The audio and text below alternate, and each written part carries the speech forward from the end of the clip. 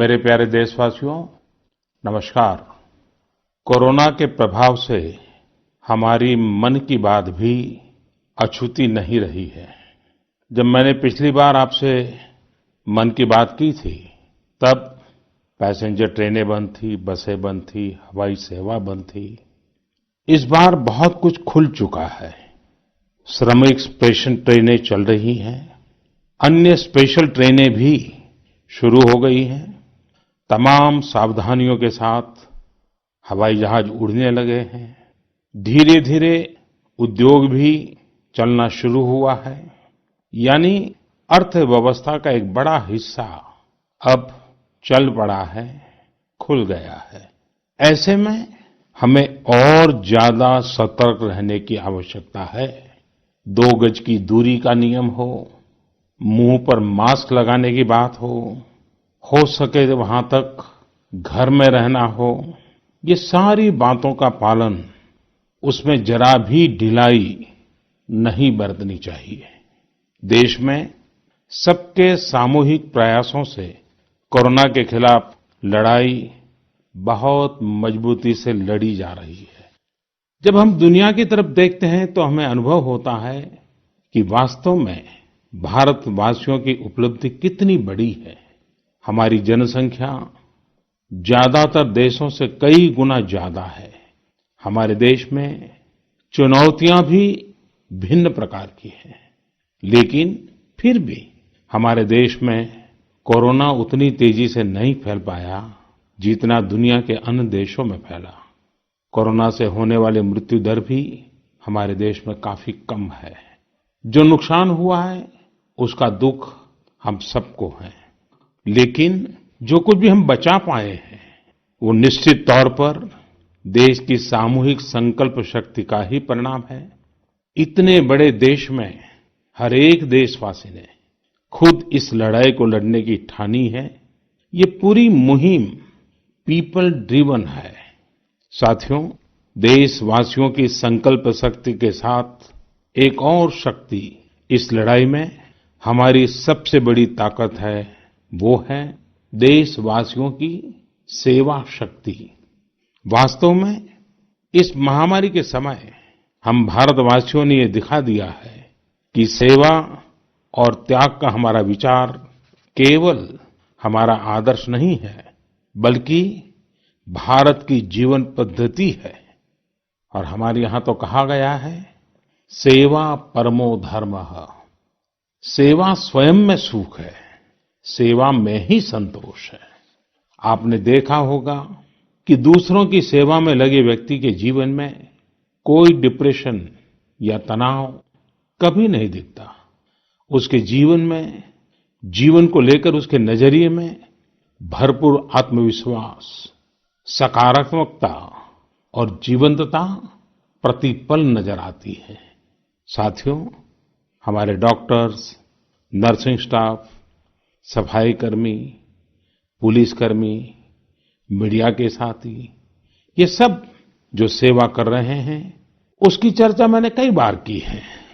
मन की बात में भी मैंने उसका जिक्र किया है। सेवा में अपना सब कुछ समर्पित कर देने वाले लोगों की संख्या अनगिनत है। ऐसे ही एक सज्जन है तमिलनाडु के सी मोहन। सी मोहन जी मदुरै में एक सैलून चलाते हैं। अपनी मेहनत की कमाई से इन्होंने अपनी बेटी की पढ़ाई के लिए 5 लाख रुपए बचाए थे, लेकिन इन्होंने ये पूरी राशि इस समय जरूरतमंदों, गरीबों की सेवा के लिए खर्च कर दी।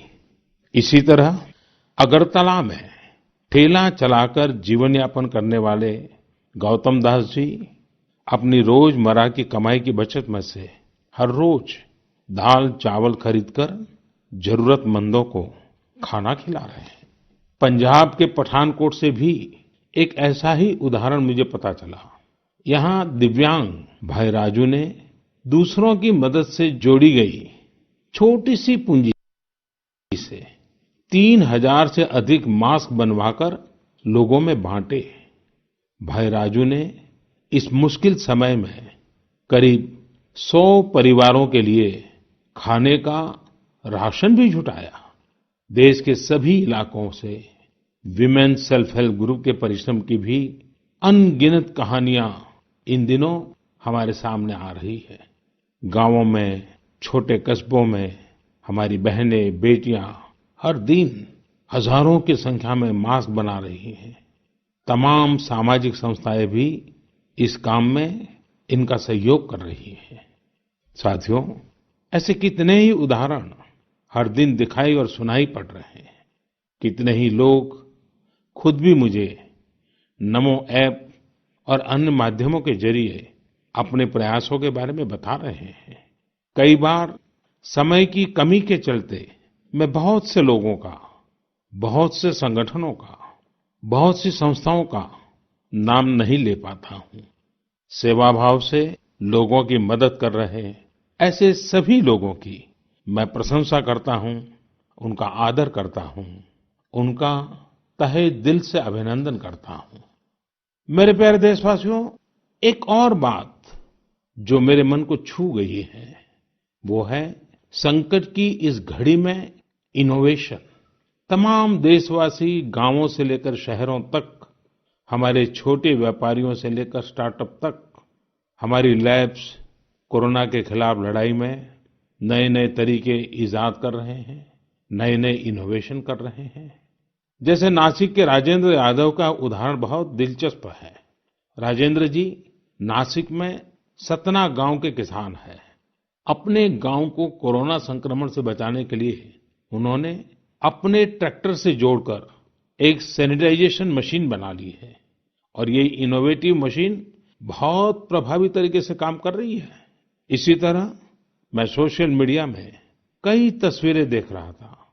कई दुकानदारों ने 2 गज की दूरी के लिए दुकान में बड़े पाइपलाइन लगा लिए हैं, जिसमें एक छोर से वो ऊपर से सामान डालते हैं और दूसरी छोर से ग्राहक अपना सामान ले लेते हैं। इस दौरान पढ़ाई के क्षेत्र में भी कई अलग-अलग इनोवेशन शिक्षकों और छात्रों ने मिलकर किए हैं।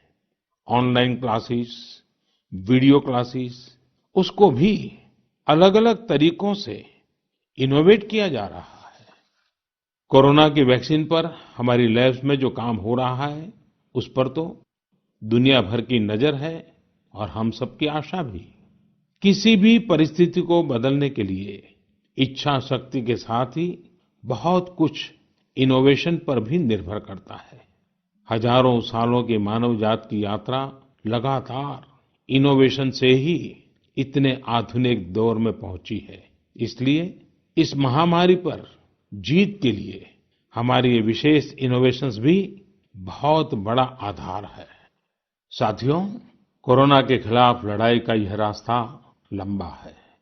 एक ऐसी आपदा जिसका पूरी दुनिया के पास कोई इलाज ही नहीं है, जिसका कोई पहले का अनुभव भी नहीं है, तो ऐसे में नई-नई चुनौतियां और उसके कारण परेशानियां हम अनुभव भी कर रहे हैं। ये दुनिया के हर कोरोना प्रभावित देश में हो रहा है और इसलिए भारत भी इससे अछूता नहीं है। हमारे देश में भी कोई वर्ग ऐसा नहीं है जो कठिनाई में न हो, परेशानी में न हो। और इस संकट की सबसे बड़ी चोट अगर किसी पर पड़ी है तो हमारे गरीब, मजदूर, श्रमिक वर्ग पर पड़ी है। उनकी तकलीफ, उनका दर्द, उनकी पीड़ा शब्दों में नहीं कही जा सकती। हम में से कौन ऐसा होगा जो उनकी और उनके परिवार की तकलीफों को अनुभव न कर रहा हो। हम सब मिलकर इस तकलीफ को, इस पीड़ा को बांटने का प्रयास कर रहे हैं। पूरा देश प्रयास कर रहा है। हमारे रेलवे के साथी दिन रात लगे हुए हैं। केंद्र हो, राज्य हो, स्थानीय स्वराज की संस्थाएं हो, हर कोई दिन रात मेहनत कर रहे हैं। जिस प्रकार रेलवे के कर्मचारी आज जुटे हुए हैं, वे भी एक प्रकार से अग्रिम पंक्ति में खड़े कोरोना वॉरियर्स ही है। लाखों श्रमिकों को ट्रेनों से और बसों से सुरक्षित ले जाना, उनके खाने पीने की चिंता करना, हर जिले में क्वारंटाइन केंद्रों की व्यवस्था करना, सभी की टेस्टिंग, चेकअप उपचार की व्यवस्था करना, ये सब काम लगातार चल रहे हैं और बहुत बड़ी मात्रा में चल रहे हैं। लेकिन साथियों, जो दृश्य आज हम देख रहे हैं, इससे देश को अतीत में जो कुछ हुआ, उसके अवलोकन और भविष्य के लिए सीखने का अवसर भी मिला है। आज हमारे श्रमिकों की पीड़ा में हम देश के पूर्वी हिस्से की पीड़ा को देख सकते हैं। जिस पूर्वी हिस्से में देश का ग्रोथ इंजन बनने की क्षमता है, जिसके श्रमिकों के बाहुबल में देश को नई ऊंचाई पर ले जाने का सामर्थ्य है, उस पूर्वी हिस्से का विकास बहुत आवश्यक है। पूर्वी भारत के विकास से ही देश का संतुलित आर्थिक विकास संभव है। देश ने जब मुझे सेवा का अवसर दिया, तभी से हमने पूर्वी भारत के विकास को प्राथमिकता दी है। मुझे संतोष है कि बीते वर्षों में इस दिशा में बहुत कुछ हुआ है और अब प्रवासी मजदूरों को देखते हुए बहुत कुछ नए कदम उठाना भी आवश्यक हो गया है और हम लगातार उस दिशा में आगे बढ़ रहे हैं। जैसे कहीं श्रमिकों की स्किल मैपिंग का काम हो रहा है, कहीं स्टार्टअप्स इस काम में जुटे हैं, कहीं माइग्रेशन कमीशन बनाने की बात हो रही है। इसके अलावा केंद्र सरकार ने अभी जो फैसले लिए हैं, उससे भी गांवों में रोजगार, स्वरोजगार, लघु उद्योगों से जुड़ी विशाल संभावनाएं खुली हैं। ये फैसले इन स्थितियों के समाधान के लिए हैं, आत्मनिर्भर भारत के लिए हैं। अगर हमारे गांव आत्मनिर्भर होते, हमारे कस्बे, हमारे जिले, हमारे राज्य आत्मनिर्भर होते, तो अनेक समस्याओं ने वो रूप नहीं लिया होता जिस रूप में वो आज हमारे सामने खड़ी है। लेकिन अंधेरे से रोशनी की ओर बढ़ना मानव स्वभाव है। तमाम चुनौतियों के बीच मुझे खुशी है कि आत्मनिर्भर भारत पर आज देश में व्यापक मंथन शुरू हुआ है। लोगों ने अब इसे अपना अभियान बनाना शुरू किया है। इस मिशन का नेतृत्व देशवासी अपने हाथ में ले रहे हैं। बहुत से लोगों ने तो ये भी बताया है कि उन्होंने जो सामान उनके इलाके में बनाए जाते हैं, उनकी एक पूरी लिस्ट बना ली है। ये लोग अब इन लोकल प्रोडक्ट्स को ही खरीद रहे हैं और वोकल फॉर लोकल को प्रमोट भी कर रहे हैं। मेक इन इंडिया को बढ़ावा मिले, इसके लिए सब कोई अपना अपना संकल्प जता रहा है। बिहार के हमारे एक साथी श्रीमान हिमांशु ने मुझे नमो ऐप पर लिखा है कि वो एक ऐसा दिन देखना चाहते हैं जब भारत विदेश से आने वाले आयात को कम से कम कर दे। चाहे पेट्रोल, डीजल, ईंधन का आयात हो, इलेक्ट्रॉनिक आइटम्स का आयात हो, यूरिया का आयात हो या फिर खाद्य तेल का आयात हो। मैं उनकी भावनाओं को समझता हूँ। हमारे देश में कितनी ही ऐसी चीजें बाहर से आती हैं जिन पर हमारे ईमानदार टैक्स पेयर्स का पैसा खर्च होता है, जिनका विकल्प हम आसानी से भारत में तैयार कर सकते हैं। असम के सुदीप ने मुझे लिखा है कि वो महिलाओं के बनाए हुए लोकल बैम्बू प्रोडक्ट्स का व्यापार करते हैं और उन्होंने तय किया है कि आने वाले 2 वर्ष में वे अपने बैम्बू प्रोडक्ट को एक ग्लोबल ब्रांड बनाएंगे। मुझे पूरा भरोसा है आत्मनिर्भर भारत अभियान इस दशक में देश को नई ऊंचाई पर ले जाएगा। मेरे प्यारे देशवासियों, कोरोना संकट के इस दौर में मेरी विश्व के अनेक नेताओं से बातचीत हुई है, लेकिन मैं एक सीक्रेट जरूर आज बताना चाहूंगा। विश्व के अनेक नेताओं की जब बातचीत होती है तो मैंने देखा इन दिनों उनकी बहुत ज्यादा दिलचस्पी योग और आयुर्वेद के संबंध में होती है। कुछ नेताओं ने मुझसे पूछा कि कोरोना के इस काल में ये योग और आयुर्वेद कैसे मदद कर सकते हैं। साथियों, अंतर्राष्ट्रीय योग दिवस जल्द ही आने वाला है। योग जैसे जैसे लोगों के जीवन से जुड़ रहा है, लोगों में अपने स्वास्थ्य को लेकर जागरूकता भी लगातार बढ़ रही है। अभी कोरोना संकट के दौरान भी ये देखा जा रहा है कि हॉलीवुड से हरिद्वार तक घर में रहते हुए लोग योग पर बहुत गंभीरता से ध्यान दे रहे हैं। हर जगह लोगों ने योग और उसके साथ साथ आयुर्वेद के बारे में और ज्यादा जानना चाहा है, उसे अपनाना चाहा है। कितने ही लोग जिन्होंने कभी योग नहीं किया, वे भी या तो ऑनलाइन योग क्लास से जुड़ गए हैं या फिर ऑनलाइन वीडियो के माध्यम से भी योग सीख रहे हैं। सही में योग कम्युनिटी, इम्यूनिटी और यूनिटी सबके लिए अच्छा है। साथियों, कोरोना संकट के इस समय में योग आज इसलिए भी ज्यादा अहम है क्योंकि ये वायरस हमारे रेस्पिरेटरी सिस्टम को सबसे अधिक प्रभावित करता है। योग में तो रेस्पिरेटरी सिस्टम को मजबूत करने वाले कई तरह के प्राणायाम है, जिनका असर हम लंबे समय से देखते आ रहे हैं। ये टाइम टेस्टेड टेक्निक्स हैं, जिसका अपना अलग महत्व है। कपालभाति और अनुलोम विलोम प्राणायाम से अधिकतर लोग परिचित होंगे, लेकिन भस्त्रिका, शीतली, भ्रामरी जैसे कई प्राणायाम के प्रकार है, जिसके अनेक लाभ भी है। वैसे आपके जीवन में योग को बढ़ाने के लिए आयुष मंत्रालय ने भी इस बार एक अनोखा प्रयोग किया है। आयुष मंत्रालय ने माय लाइफ माय योग नाम से अंतर्राष्ट्रीय वीडियो ब्लॉग उसकी प्रतियोगिता शुरू की है। भारत ही नहीं, पूरी दुनिया के लोग इस प्रतियोगिता में हिस्सा ले सकते हैं। इसमें हिस्सा लेने के लिए आपको अपना 3 मिनट का एक वीडियो बना करके अपलोड करना होगा। इस वीडियो में आप जो योग या आसन करते हुए वो करते हुए दिखाना है और योग से आपके जीवन में जो बदलाव आया है उसके बारे में भी बताना है। मेरा आपसे अनुरोध है, आप सभी इस प्रतियोगिता में अवश्य भाग लें और इस नए तरीके से अंतर्राष्ट्रीय योग दिवस में आप हिस्सेदार बनिए।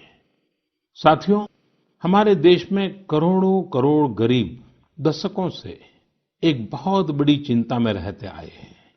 अगर बीमार पड़ गए तो क्या होगा? अपना इलाज कराएं या फिर परिवार के लिए रोटी की चिंता करें? इस तकलीफ को समझते हुए इस चिंता को दूर करने के लिए ही करीब 1.5 साल पहले आयुष्मान भारत योजना शुरू की गई थी। कुछ ही दिन पहले आयुष्मान भारत के लाभार्थियों की संख्या 1 करोड़ के पार हो गई है।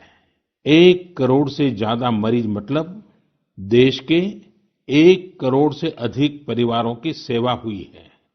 1 करोड़ से ज्यादा मरीज का मतलब क्या होता है मालूम है? 1 करोड़ से ज्यादा मरीज मतलब नॉर्वे जैसा देश, सिंगापुर जैसा देश, उसकी जो टोटल जनसंख्या है उससे 2 गुना लोगों को मुफ्त में इलाज दिया गया है। अगर गरीबों को अस्पताल में भर्ती होने के बाद इलाज के लिए पैसे देने पड़ते, इनका मुफ्त इलाज नहीं हुआ होता, तो उन्हें एक मोटा मोटा अंदाज है करीब करीब 14,000 करोड़ रुपए से भी ज्यादा अपनी जेब से खर्च करने पड़ते हैं। आयुष्मान भारत योजना ने गरीबों के पैसे खर्च होने से बचाए हैं। मैं आयुष्मान भारत के सभी लाभार्थियों के साथ साथ मरीजों का उपचार करने वाले सभी डॉक्टरों, नर्सेज और मेडिकल स्टाफ को भी बधाई देता हूं। आयुष्मान भारत योजना के साथ एक बहुत बड़ी विशेषता पोर्टेबिलिटी की सुविधा भी है। पोर्टेबिलिटी ने देश को एकता के रंग में रंगने में भी मदद की है। यानी बिहार का कोई गरीब अगर चाहे तो उसे कर्नाटका में भी वही सुविधा मिलेगी जो उसे अपने राज्य में मिलती। इसी तरह महाराष्ट्र का कोई गरीब चाहे तो उसे इलाज की वही सुविधा तमिलनाडु में मिलती। इस योजना के कारण किसी क्षेत्र में जहां स्वास्थ्य की व्यवस्था कमजोर है, वहां के गरीब को देश के किसी भी कोने में उत्तम इलाज कराने की सहूलियत मिलती है।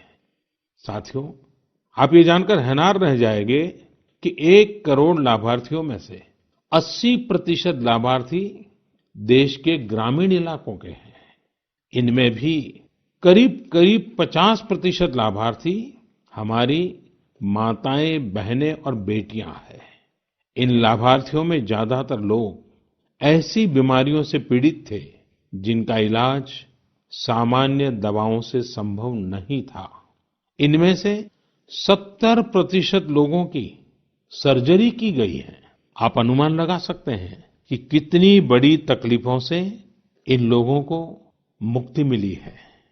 मणिपुर के चुराचांदपुर में 6 साल के बच्चे केलेनसांग, उसको भी इसी तरह आयुष्मान योजना से नया जीवन मिला है। केलेनसांग को इतनी छोटी उम्र में ब्रेन की गंभीर बीमारी हो गई। इस बच्चे के पिता दिहाड़ी मजदूर हैं और मां बुनाई का काम करती हैं। ऐसे में बच्चे का इलाज कराना बहुत कठिन हो रहा था, लेकिन आयुष्मान भारत योजना से अब उनके बेटे का मुफ्त इलाज हो गया है। कुछ इसी तरह का अनुभव पुडुचेरी की अमूर्था वल्ली जी का भी है। उनके लिए भी आयुष्मान भारत योजना संकट मोचक बनकर आई है। अमूर्था वल्ली जी के पति की हार्ट अटैक से दुखद मृत्यु हो चुकी है। उनके 27 साल के बेटे जीवा को भी हार्ट की बीमारी थी। डॉक्टर्स ने जीवा के लिए सर्जरी की सलाह दी थी, लेकिन दिहाड़ी मजदूरी करने वाले जीवा के लिए अपने खर्च से इतना बड़ा ऑपरेशन करवाना संभव ही नहीं था। लेकिन अमूर्था वल्ली ने अपने बेटे का आयुष्मान भारत योजना में रजिस्ट्रेशन करवाया और 9 दिनों बाद बेटे जीवा के हार्ट की सर्जरी भी हो गई। साथियों, मैंने आपको सिर्फ 3-4 घटनाओं का जिक्र किया है। आयुष्मान भारत से तो ऐसी 1 करोड़ से अधिक कहानियां जुड़ी हुई है। ये कहानियां जीते जागते इंसानों की हैं। दुख तकलीफ से मुक्त हुए हमारे अपने परिवारजनों की है। आपसे मेरा आग्रह है, कभी समय मिले तो ऐसे व्यक्ति से जरूर बात करिएगा जिसने आयुष्मान भारत योजना के तहत अपना इलाज कराया हो। आप देखेंगे कि जब एक गरीब बीमारी से बाहर आता है तो उसमें गरीबी से लड़ने की भी ताकत नजर आने लगी है। और मैं हमारे देश के ईमानदार टैक्स पेयर से कहना चाहता हूं, आयुष्मान भारत योजना के तहत जिन गरीबों का मुफ्त इलाज हुआ है, उनके जीवन में जो सुख आया है, संतोष मिला है, उस पुण्य के असली हकदार आप भी हैं। हमारा ईमानदार टैक्स पेयर भी इस पुण्य का हकदार है। मेरे प्यारे देशवासियों, एक तरफ हम महामारी से लड़ रहे हैं तो दूसरी तरफ हमें हाल में पूर्वी भारत के कुछ हिस्सों में प्राकृतिक आपदा का भी सामना करना पड़ा है। पिछले कुछ हफ्तों के दौरान हमने पश्चिम बंगाल और उड़ीसा में सुपर साइक्लोन अम्फान का कहर देखा। तूफान से अनेकों घर तबाह हो गए, किसानों को भी भारी नुकसान हुआ। हालात का जायजा लेने के लिए मैं पिछले हफ्ते उड़ीसा और पश्चिम बंगाल गया था। पश्चिम बंगाल और उड़ीसा के लोगों ने जिस हिम्मत और बहादुरी के साथ हालात का सामना किया है, प्रशंसनीय है। संकट की इस घड़ी में देश भी हर तरह से वहां के लोगों के साथ खड़ा है। साथियों, एक तरफ जहां पूर्वी भारत तूफान से आई आपदा का सामना कर रहा है, वहीं दूसरी तरफ देश के कई हिस्से टिड्डियों या लोकस्ट के हमले से प्रभावित हुए हैं। इन हमलों ने फिर हमें याद दिलाया है कि ये छोटा सा जीव कितना नुकसान करता है। टिड्डी दल का हमला कई दिनों तक चलता है। बहुत बड़े क्षेत्र पर इसका प्रभाव पड़ता है। भारत सरकार हो, राज्य सरकार हो, कृषि विभाग हो, प्रशासन भी इस संकट के नुकसान से बचने के लिए, किसानों की मदद करने के लिए आधुनिक संसाधनों का भी उपयोग कर रहा है। नए नए आविष्कार की तरफ भी ध्यान दे रहा है। और मुझे विश्वास है कि हम सब मिलकर के हमारे कृषि क्षेत्र पर ये जो संकट आया है, उससे भी लोहा लेंगे, बहुत कुछ बचा लेंगे। मेरे प्यारे देशवासियों, कुछ दिन बाद ही 5 जून को पूरी दुनिया विश्व पर्यावरण दिवस मनाएगी। विश्व पर्यावरण दिवस पर इस साल की थीम है बायोडायवर्सिटी, यानी जैव विविधता। वर्तमान परिस्थितियों में यह थीम विशेष रूप से महत्वपूर्ण है। लॉकडाउन के दौरान पिछले कुछ हफ्तों में जीवन की रफ्तार थोड़ी धीमी जरूर हुई है, लेकिन इससे हमें अपने आसपास प्रकृति की समृद्ध विविधता को, जैव विविधता को करीब से देखने का अवसर भी मिला है। आज कितने ही ऐसे पक्षी जो प्रदूषण और शोर शराबे में ओझल हो गए थे, सालों बाद उनकी आवाज को लोग अपने घरों में सुन रहे हैं। अनेक जगहों से जानवरों के उन्मुक्त विचरण की खबरें भी आ रही हैं। मेरी तरह आपने भी सोशल मीडिया में जरूर इन बातों को देखा होगा, पढ़ा होगा। बहुत लोग कह रहे हैं, लिख रहे हैं, तस्वीरें साझा कर रहे हैं कि वो अपने घर से दूर दूर पहाड़ियां देख पा रहे हैं, दूर दूर जलती हुई रोशनी देख रहे हैं। इन तस्वीरों को देखकर कई लोगों के मन में ये संकल्प उठा होगा, क्या हम उन दृश्यों को ऐसे ही बना रख सकते हैं? इन तस्वीरों ने लोगों को प्रकृति के लिए कुछ करने की प्रेरणा भी दी है। नदियां सदा स्वच्छ रहें, पशु पक्षियों को भी खुलकर जीने का हक मिले, आसमान भी साफ सुथरा हो, इसके लिए हम प्रकृति के साथ तालमेल बिठाकर जीवन जीने की प्रेरणा ले सकते हैं। मेरे प्यारे देशवासियों, हम बार बार सुनते हैं, जल है तो जीवन है, जल है तो कल है, लेकिन जल के साथ हमारी जिम्मेवारी भी है। वर्षा का पानी, बारिश का पानी, ये हमें बचाना है। एक एक बूंद को बचाना है। गांव-गांव वर्षा के पानी को हम कैसे बचाएं? परंपरागत बहुत सरल उपाय हैं। उन सरल उपाय से भी हम पानी को रोक सकते हैं। 5 दिन 7 दिन भी अगर पानी रुका रहेगा तो धरती माँ के पास बुझाएगा, पानी फिर जमीन में जाएगा। वही जल जीवन की शक्ति बन जाएगा। और इसलिए इस वर्षा ऋतु में हम सबका प्रयास रहना चाहिए कि हम पानी को बचाएं, पानी को संरक्षण करें। मेरे प्यारे देशवासियों, स्वच्छ पर्यावरण सीधे हमारे जीवन, हमारे बच्चों के भविष्य का विषय है। इसलिए हमें व्यक्तिगत स्तर पर भी इसकी चिंता करनी होगी। मेरा आपसे अनुरोध है कि इस पर्यावरण दिवस पर कुछ पेड़ अवश्य लगाएं और प्रकृति की सेवा के लिए कुछ ऐसा संकल्प अवश्य लें जिससे प्रकृति के साथ आपका हर दिन का रिश्ता बना रहे। हाँ, गर्मी बढ़ रही है, इसलिए पक्षियों के लिए पानी का इंतजाम करना मत भूलिएगा। साथियों, हम सबको ये भी ध्यान रखना होगा कि इतनी कठिन तपस्या के बाद, इतनी कठिनाइयों के बाद देश ने जिस तरह हालत संभाला है, उसे बिगड़ने नहीं देना है। हमें इस लड़ाई को कमजोर नहीं होने देना है। हम लापरवाह हो जाएं, सावधानी छोड़ दें, ये कोई विकल्प नहीं है। कोरोना के खिलाफ लड़ाई अब भी उतनी ही गंभीर है। आपको, आपके परिवार को कोरोना से अभी भी उतना ही गंभीर खतरा हो सकता है। हमें हर इंसान की जिंदगी को बचाना है। इसलिए 2 गज की दूरी, चेहरे पर मास्क, हाथों को धोना, इन सब सावधानियों का वैसे ही पालन करते रहना है जैसे अभी तक करते आए हैं। मुझे पूरा विश्वास है कि आप अपने लिए, अपनों के लिए, अपने देश के लिए ये सावधानी जरूर रखेंगे। इसी विश्वास के साथ आपके उत्तम स्वास्थ्य के लिए मेरी हार्दिक शुभकामनाएं हैं। अगले महीने फिर एक बार मन की बात अनेक नए विषयों के साथ जरूर करेंगे। धन्यवाद।